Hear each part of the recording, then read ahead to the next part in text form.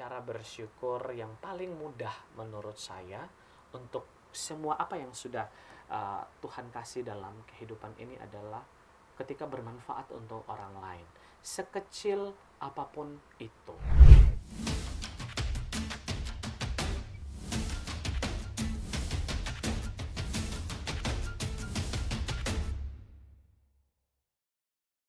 Halo kaula muda Komsos dimanapun kalian berada, kembali lagi di podcast Komsos pada hari ini. Hari ini kita akan membahas atau berbincang-bincang ya dengan salah satu narasumber kita, pasti kalian kenal lah ya. Ini sudah sangat terkenal di seluruh Sumba dan sangat hits, yaitu Kak Ansel. Halo Kak Ansel. Halo Anggi. Terima kasih Halo, nih. sahabat Komsos. Terima kasih sudah datang di acara podcast Komsos. Sebenarnya kayaknya kebalik ya. Harusnya yang biasa MC itu yang hostnya tuh Kak Ansel. Tapi kebalikan sekarang Kak Ansel yang jadi narasumber. Oh gitu ya. Kalau Berarti saya di sini hanya cukup duduk dan menjawab pertanyaan. Tidak diperkenankan untuk bertanya. Oh, tidak. Dan di sini saya kok jadi agak grogi ya, karena kan ini senior di atas seniornya host di Komsos. Dan saya pendatang baru nih, jadi saya bingung. Oke, Bim, salah Bim. Jangan grogi. Oke, kita hari ini akan membahas nih seputar ya kegiatan-kegiatan Kak Ansel. Seperti mungkin kalian tahu ya, Kak Ansel ini selain MC aktif di gereja dan lain sebagainya, ya kita mungkin bisa menjadi motivasi nih Kak untuk kaula-kaula muda di luar sana. Mungkin bisa menjadi satu motivator ya, beralih. Berat ya.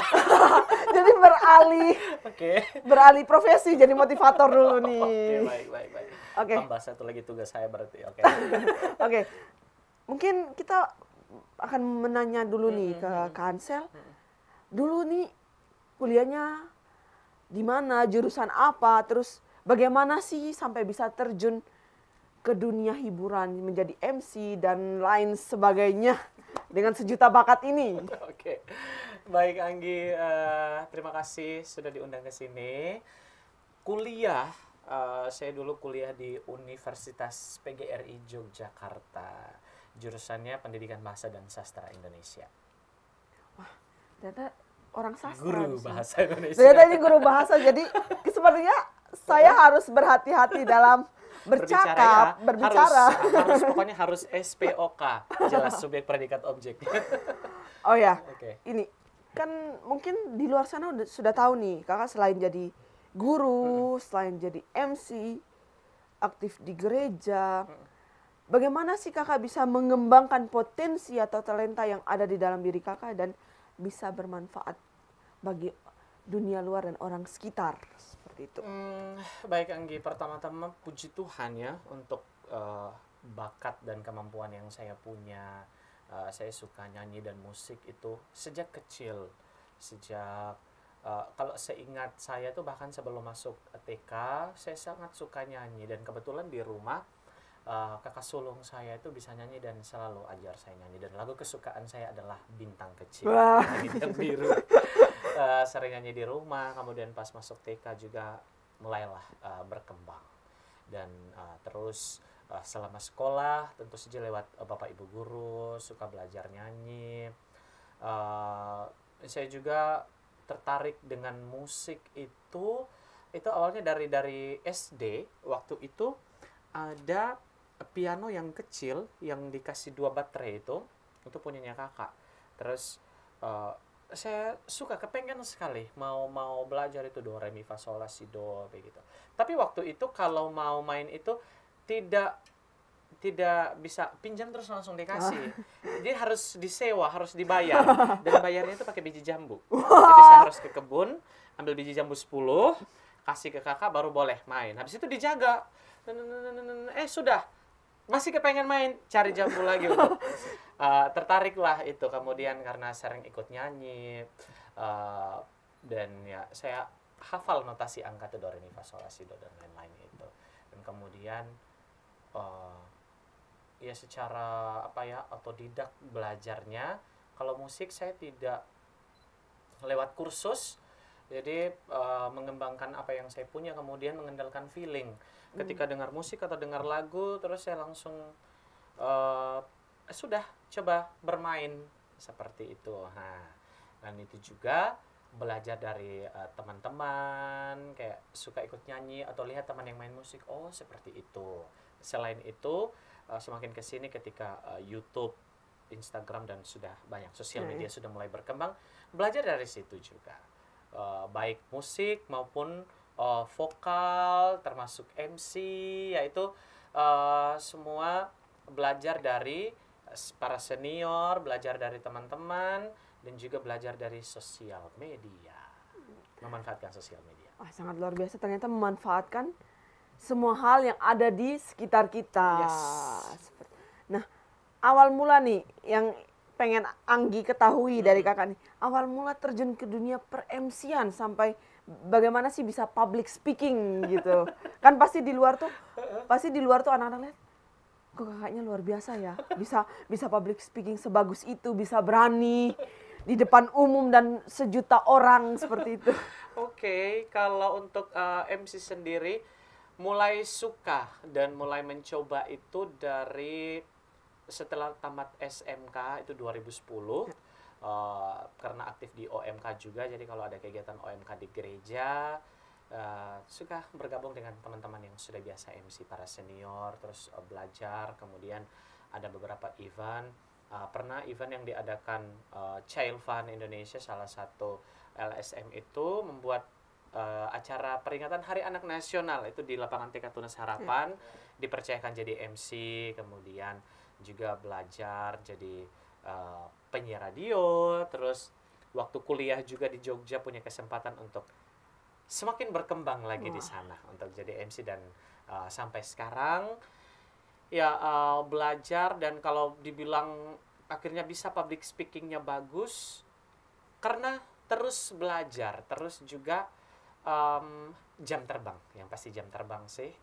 Ketika sering tampil di panggung, melakukan kesalahan itu otomatis pasti pernah, dan belajar, dan yang paling penting adalah belajar dari kesalahan. Ya, terus belajar sampai sekarang masih terus belajar. Ininya punya kemauan dan niat gitu ya. Betul. Dan selain itu Kak, ada tidak suka duka atau tantangan selama ya mengembangkan bakat dan lain sebagainya itu?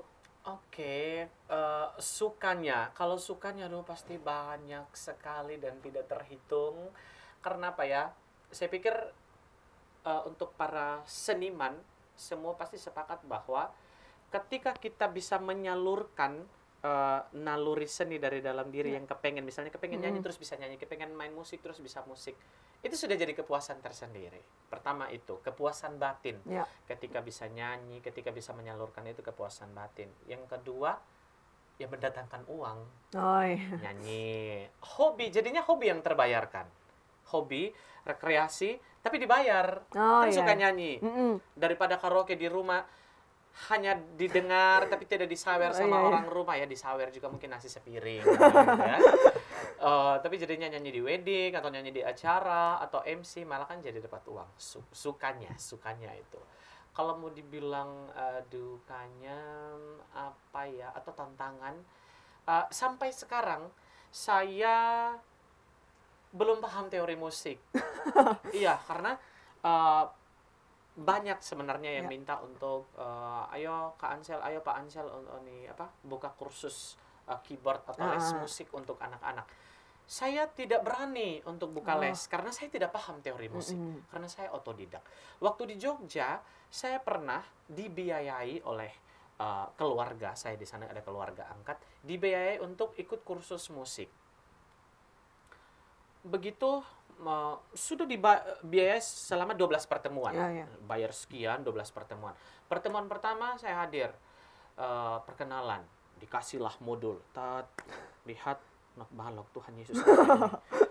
Saya tidak paham not balok. Sampai lihat soal matematika. Not balok, terus disuruh harus begini ya Mas, nanti begini. Pertemuan kedua masih berani untuk pergi. Kok tantangannya makin berat, dipaksa harus belajar not balok. Pertemuan ketiga sudah hangus, biar sudah waktu. Saya berat untuk belajar not balok. Karena terbentur dengan di saat saya harus belajar sesuai dengan teori musik, saya juga harus melatih core, melatih paduan suara baik di kampus maupun di lingkungan dan di beberapa kelompok. Saya latih core dan sekaligus jadi organis. Organis itu pakai otodidak, otomatis teori pribadi, pakai feeling. Mau kombinasikan dengan teori yang sesungguhnya jadi susah. Karena kalau sesungguhnya kan setiap jari kita harus pada notasi yang tepat. Ibu jari itu harus ada di mana, begitu. Sedangkan kalau feeling kan mau di mana saja sembarangan, istilahnya kan begitu mainnya. Jadi itu sih tantangannya. Dan sampai sekarang saya tidak paham teori musik. Jadi bisa musik itu hanya karena feeling. Jadi ketika masuk ke dunia musik, teori musik seperti masuk ke dunia matematika yang segala macam banyak rumus. Yes, dan itu adalah salah satu mata pelajaran, mata kuliah yang saya hindari. Kalau balik lagi, kenapa saya pilih bahasa dan sastra Indonesia? Karena menghindari hitung-hitungan matematika. Tapi ternyata sama saja. Ada mata kuliah statistik. Aduh, dan waktu itu saya dapat E. Dan saya harus mengulang untuk bisa dapat B. Jadi kayaknya di semua mata kuliah pasti akan ada matematika dengan bahasa atau nama mata kuliahnya statistika. Benar. Dan ternyata itu sadar statistik itu pas semester 5 apa 6. Itu baru sadar kalau ada mata kuliah statistik. Ya Tuhan, saya pikir saya sudah terhindar dari matematika. Karena itu yang paling saya. Tapi kalau hitung-hitungan cepat, misalnya penjumlahan, pengurangan atau secara cepat tanpa coret-coret bisa. Ya. Tapi kalau dikasih rumus, ini coba yang Pitagoras apa segala macam, udah X kuadrat ini kenapa tiba-tiba jadi N sama dengan udah 0. Anti matematika. Oh, jadi ya seperti itulah ya. Nah, begini nggak, dari hasil hobinya kakak, dari keingintahuan dan kemauannya, di situ kakak menemukan kalau itu passion kakak, seperti itu. Iya, sejauh ini ya saya merasa passion saya di bidang seni, MC, nyanyi, musik, ya itulah. Ternyata banyak sekali ya. Puji Tuhan. Talenta kakak, terus tadi kita sempat dengar kalau kakak dari guru les, terus MC dan lain sebagainya, aktif di gereja. Itu bagi waktunya seperti apa ya? Sepertinya saya mendengarkan itu padat merayap. Kayak budak-budak korporat di Jakarta ya.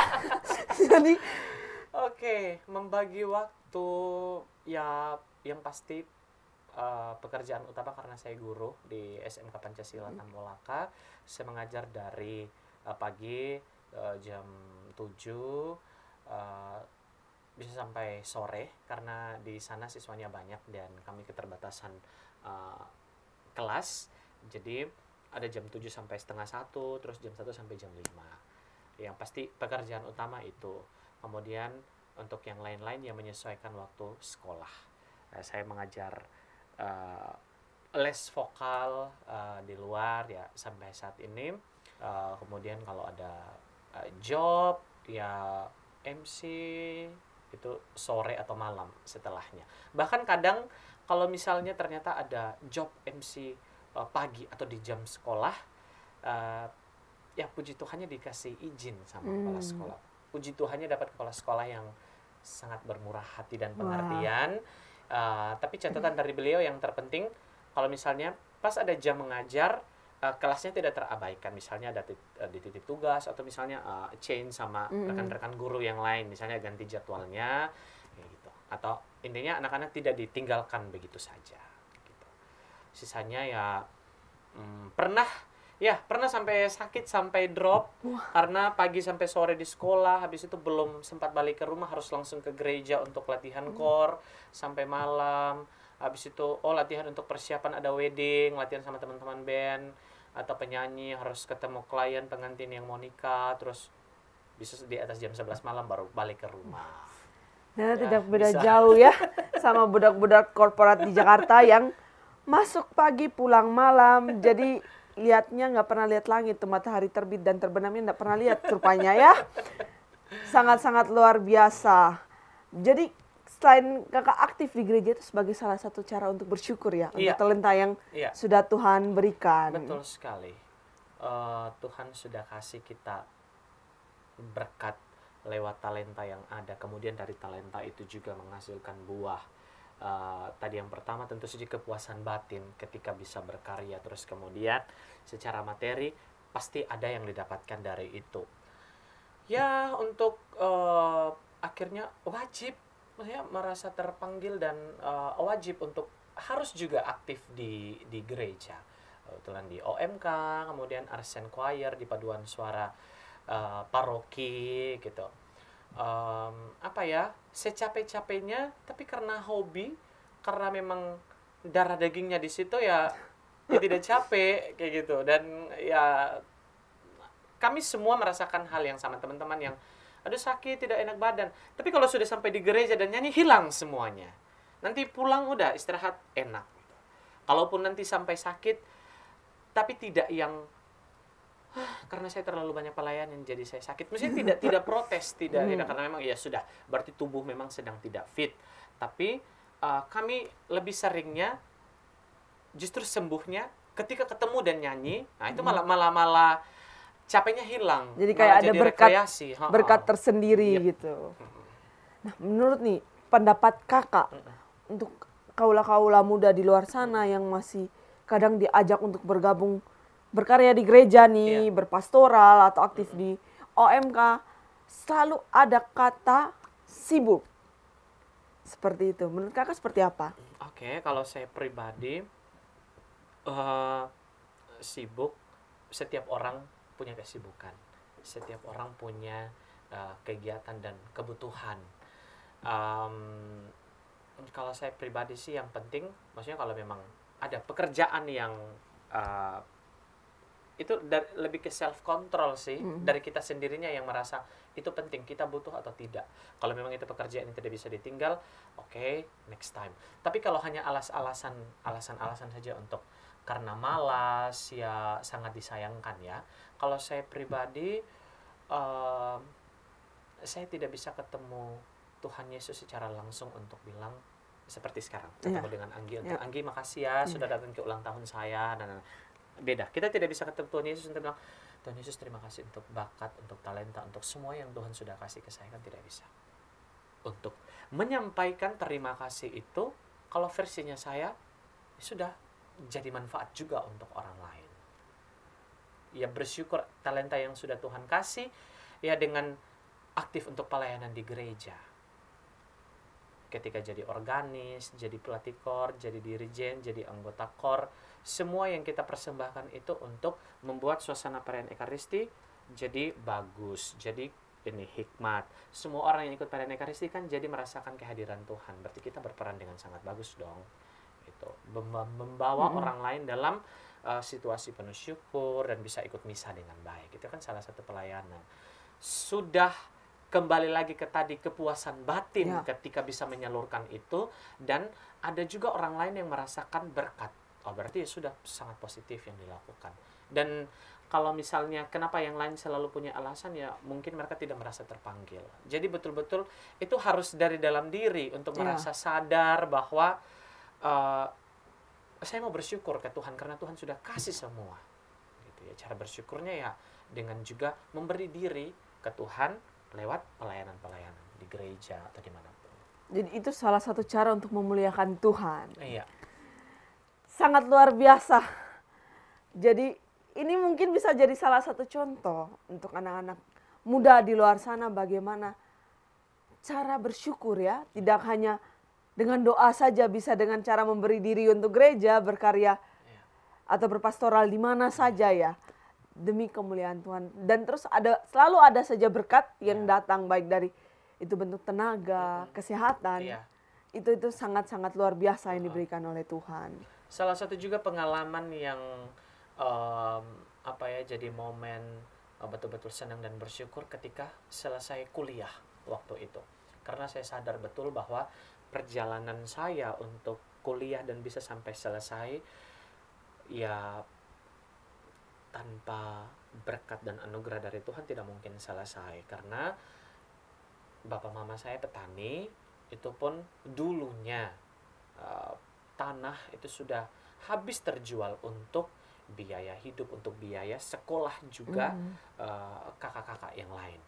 Dan saya waktu itu hampir sudah susah untuk tidak punya penghasilan apa-apa lagi. Bapak sudah sangat tua, terus mama juga hanya jualan ke pasar.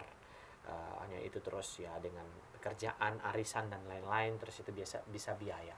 Kemudian di pertengahan semester 2 bapak meninggal.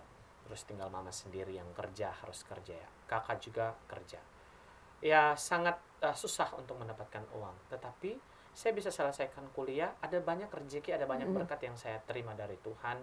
Ada banyak orang yang peduli, yang orang yang tidak ada hubungan keluarga apapun, tapi bisa lebih dekat daripada saudara. Dan saya sangat dapat banyak ketika kuliah di Jogja, banyak kemudahan yang saya dapatkan sampai saya selesai kuliah. Kemudian pas semester akhir mendekati yudisium, ada program guru penggerak daerah terpencil yang diadakan oleh UGM waktu itu. Saya coba ikut seleksinya, dan itu tepatnya di Papua. Coba tertarik ikut itu, dan motivasi saya waktu itu adalah mau bersyukur. Itu tadi, mau menyampaikan ucapan syukur ke Tuhan untuk semua berkat yang saya terima, ya, dengan cara bermanfaat untuk orang lain. Saya kepengen ketemu dengan anak-anak di pedalaman untuk berbagi apa yang saya punya, apapun itu. Puji Tuhan ikut seleksinya dan saya lulus. Jadi saya ke Papua itu 2018 sampai 2020. Selama 2 tahun belajar di sana, mengajar di SD, tinggal di pedalaman, di kampung. Melakukan banyak hal. Mengajar yang pasti di sekolah, jadi guru di sekolah, terus di gereja juga, latih kor anak-anak sampai orang tua, dan semuanya banyak hal yang dilakukan di sana sebagai salah satu ucapan syukur gitu. Dan akhirnya selesai kontrak 2 tahun, dan 2020 bulan Agustus itu kembali ke SBD. Dan sekarang ya baru tahun ketiga lagi pulang ke sini. Jadi ya cukup lumayan lama juga ya di luar dengan segala sejuta pengalaman yang ada. Hampir 8 tahun lah, 5 tahun di Jogja, lebih, terus 2 tahun di Papua, 7 tahun di luar. Jadi waktu kembali jadi asing dengan. Jadi kayak 11-12 ya. Ini 7 tahun, di sini 6 tahun. Jadi Anggi juga di Jogja ya dulu ya. 6 tahun. Jadi 6 tahun. kita ketika balik rasa ini di dunia mana? Banyak perkembangannya nih ya, banyak pesat juga. Oke, sangat luar biasa ya. Kak Ansel ini dengan sejuta talenta, dengan sejuta apa istilahnya? Passion, yang pengalaman yang sangat luar biasa dibagikan di podcast hari ini. Dari Kak Ansel sendiri mungkin ada pesan-pesan untuk kaula muda di luar sana? Merasa sangat senior ya. Saya merasa kayak belum punya sesuatu yang cukup untuk harus dijadikan. Oke, baik. Mungkin begini Anggi ya. Bersyukur. Cara bersyukur yang paling mudah menurut saya untuk semua apa yang sudah Tuhan kasih dalam kehidupan ini adalah ketika bermanfaat untuk orang lain, sekecil apapun itu, dari diri sendiri, dari apa yang kita bisa. Misalnya saya bisa nyanyi, nyanyi, coba ikut kor di gereja. Saya bisa musik, coba jadi organis di gereja. Bisa apapun itu, bisa bermanfaat. Misalnya kayak sekarang orang muda ya sudah bergabung di OMK. OMK itu wadah yang sangat bagus, yang sangat positif, supaya kita selalu dekat dengan Tuhan dan sesuai dengan versi kita orang muda, gitu kan. Ya kita bisa melakukan apapun di situ dengan cara kita yang kekinian, media sosial, bersosial dengan teman-teman, banyak manfaatnya. Dan sampai sekarang saya merasa masih OMK masih muda kan, masih kelihatan. Masih dong. Siapa yang bilang Kak Ansel sudah tua? Oh, itu bukan saya tentunya. Saya mengakui diri sudah sangat tua. Sudah 31 tahun tapi masih muda. Masih. Soalnya saya koreksi di Pater Willy, katanya OMK itu sampai 35 tahun, berarti saya masih ada 4 tahun. Masih ada. Belum expired. Ya, begitu Anggi ya. Pokoknya maksudnya kalau versinya saya, Ya, cara bersyukur, cara berterima kasih ke Tuhan itu, ya kita tidak bisa ketemu langsung Tuhan untuk bilang, Tuhan Yesus terima kasih sudah kasih saya A, B, C sampai Z. Tidak bisa ketemu langsung, kecuali nanti. Ya. Kalau untuk kita orang beriman kan nanti kalau mati baru ketemu, gitu kan. Sekarang kan belum bisa. Ya sudah, dengan menjadi pelayan dimanapun kita berada, sesuatu apa yang kita bisa, saya pikir itu sudah sangat cukup untuk bisa berguna, untuk bisa menyampaikan terima kasih kita ke Tuhan dengan apa yang kita bisa. Wah, sangat luar biasa ya. Pesan-pesan dari Kansel ini semoga bisa menjadi suatu motivasi buat kaum muda ke depan. Amin. Untuk terus berkarya, mengembangkan talenta. Intinya punya kemauan dan niat sih. Iya, betul. Untuk bisa berkembang, dan semua itu ada wadahnya.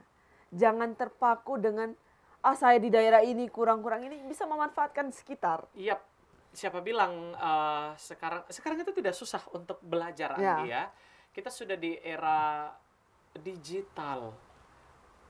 Apapun itu bisa kita pelajari dari siapapun, kapanpun, dan dimanapun lewat media sosial.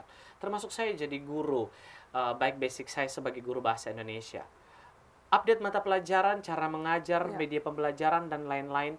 Itu saya pelajari dari media sosial, dari TikTok, YouTube, Instagram, Facebook, dari semua platform yang ada. Jadi guru vokal, saya belajar vokal, mengembangkan kemampuan musik, dan lain-lain. Itu juga saya belajar dari media sosial, modalnya kuota. Kalau kuota saya habis, kan masih ada wifi tetangga. Ya. Jadi kayak numpang ya, nebeng doang. Gitu. Daripada kuotanya hanya habis untuk menonton konten dan hanya untuk rebahan, daripada kuotanya hanya habis untuk yang lain-lain, mending ya manfaatkan itu untuk belajar mengembangkan diri lewat kuota yang ada, gitu, biar tidak terbuang percuma. Oke, kaula muda, podcast kita hari ini sangat seru. Kita sampai sini, dan ya semoga besok-besok masih ada lagi podcast-podcast santai seperti ini. Siap. Thank you buat Kak Ansel yang sudah kesini, Sama-sama, Anggi. sudah memberi waktu untuk kita cegat. Iya, untuk kegiatan yang lain udah nanti dulu, kesini dulu untuk podcast. Oke. Siap. Terima kasih untuk Ansel. Sama-sama, Anggi. Untuk kaula muda di sana, nantikan lagi podcast-podcast santai lainnya yang ada di Komsos ini. Dan see you podcast selanjutnya. Bye-bye. Bye.